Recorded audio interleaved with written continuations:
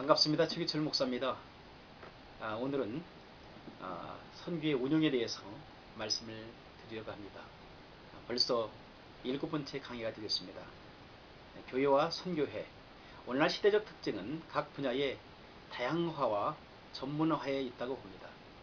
이러한 시대적 성향은 선교의 운영에 있어서도 많은 영향을 미치게 됩니다. 과거의 선교 활동은 주로 개교회 차원에서 이루어졌죠. 지역교회가 선교를 주도해서 교회들에게 선교의 동기를 부여하고 선교사를 선발하였으며 직접 그들을 훈련하여 파송하였습니다. 그러나 점점 사회 구조가 복잡해짐에 따라서 전문적으로 선교를 운영하는 선교회가 등장하게 되었습니다. 그러나 선교의 존재 목적은 결국 교회를 돕는 것입니다. 선교회는 개교회 선교부서, 교단 선교부, 그리고 초교파적인 선교단체들이 있습니다. 어떤 교단 선교회는 초교파적인 선교를 못마땅하게 생각하고 있지만 타문화권에 세워지는 교회는 토착화 과정을 통해서 그 문화권에 맞는 지역교회를 형성할 수밖에 없습니다. 그러므로 선교는 자기 교파의 교세를 확장하는 것보다는 주님의 나라를 확장하여 주님의 교회를 세우는 것이라는 사실을 명심해야 합니다. 선교의 기본적 대상은 타문화권에 있는 사람들입니다. 이들을 선교하기 위해서 특수부대의 임무를 수행할 선교회가 필요합니다.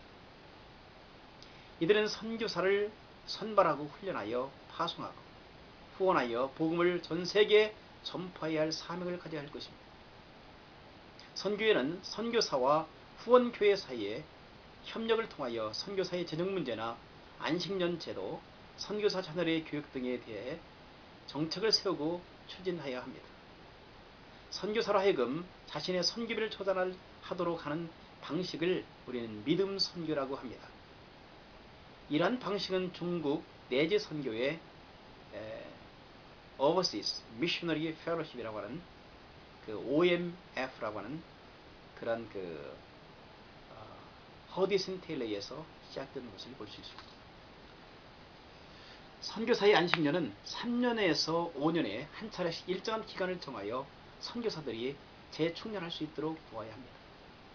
선교회가 선교 정책을 세우고 추진함에 있어서 다음의 사항을 고려해야 합니다. 첫째로 선교 정책에는 현지 선교사들의 의견이 반영되어야 합니다. 두 번째, 선교사들이 자율적으로 그 역량을 발휘할 수 있도록 선교회를 운영하는 것이 선교 지도자들이 가져야 할 지혜입니다. 세 번째, 선교회는 선교사들 위에 군림하려는 자세보다도 선교사의 후원자요 동역자라는 입장에서 선교를 운영해야 합니다. 선교사를 우리가 파송함에 있어서 전적으로 교회의 주인이신 예수 그리스도의 명령과 또한 그의 모험적인 실천에서 비롯된 성경적 원리라고 하는 사실을 우리가 이해해야 합니다. 예수님께서도 제자들을 파송하셨습니다. 오늘날에도 교회는 주님의 일꾼들을 보내어서 그리스도의 명령을 실천하도록 해야 합니다. 그리스도의 교회는 본질적으로 사도적 임무를 위하여 존재합니다. 이 임무는 주님을 증거하는 것을 말합니다. 이 임무 수행을 위해서 교회는 지속적으로 선교사를 파송하고 후원해야 합니다. 특수한 임무 수행을 위해 소명과 은사가 필요합니다. 선교사로 나아가는 사람들은 자신이 그러한 소명을 받았는지 또한 그러한 일을 감당하는 데 적절한 은사가 있는지 신앙적으로 점검해 보아야 합니다. 그리고 선교적 동기에 대하여 점검해야 합니다. 무엇보다도 영혼에 대한 열정과 사랑이 있는지 점검해야 합니다. 선교사로 부름을 받은 사람들은 다음 같은 것을 점검해 보아야 합니다. 첫째로 타문화권에 가서 선교하자 하는 사람은 기본적으로 문화적 수용성이 있어야 합니다.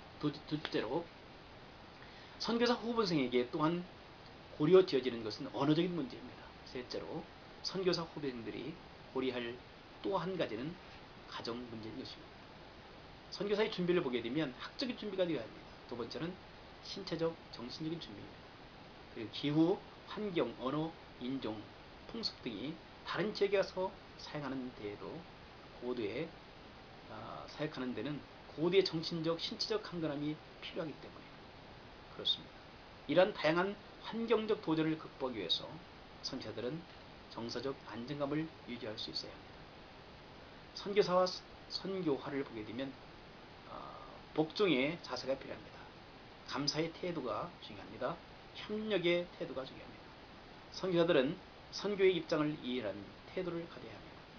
선교사와 동료 선교사의 관계를 보게 되면 선교사에게 가장 중요한 자원 중에 하나가 선교지에서 동료 선교사들이죠. 협력해야 할 사람들이 상처를 주고 갈등을 갖게 하는 것은 선교에 있어서 치명적인 것입니다. 하나님의 특수 요원으로서 사탄과 싸워 이기기 위해서는 교파를 초월하여 협력해야 합니다. 상호 이해와 협력은 선교에 있어서 중요한 것입니다.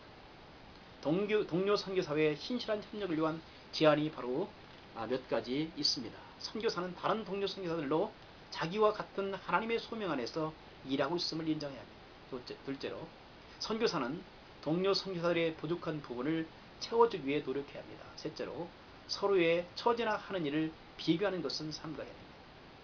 선교사와 후원교회 관계는 감사하는 태도입니다. 둘째로 선교사는 자신의 하는 일에 대하여 궁극적으로 하나님 앞에 책임 있는 자세를 가져야 할 것입니다. 셋째로 선교사는 후원교회의 신학적 입장과 신앙적 표현을 이해하고자 하는 노력을 가져야 합니다. 넷째로 선교사는 선교 후원교회와 성도들이 세계 선교를 위하여 더욱더 적극적으로 참여할 수 있도록 선교의식을 고취시켜야 할 의무가 있습니다. 편지를 통해서, 사람을 통해서, 선교비 모금을 통해서, 자신의 직접적인 보고를 통해서입니다. 선교사와 토착교회의 관계. 선교사가 선교지에 가서 복음의 씨를 뿌려 세워진 토착교회는 선교사 자신과 매우 중요한 관계가 있습니다. 바울은 선교지 교회를 향하여 복음으로 저들을 낳았다라고 표현하고 있습니다. 선교사들은 복음이 선교지에 뿌리를 내리고 튼튼하게 살 수 있도록 하는 것이 최선의 목표입니다. 첫째로 교리적으로 튼튼하고 영적으로 성숙한 자립하는 토착교회를 세우는 데 우선적인 목표를 둬야 합니다. 둘째로 선교사는 토착인들의 문화와 전통을 이해하고 존중함으로써 신앙적 토착화가 이루어지도록 도울 것입니다. 셋째로 그리스도께서 그의 교회를 세우신다는 것을 인식하고 선교사는 오직 주님의 일에 수종드는 자임을 기억해야 할 것입니다. 감사합니다.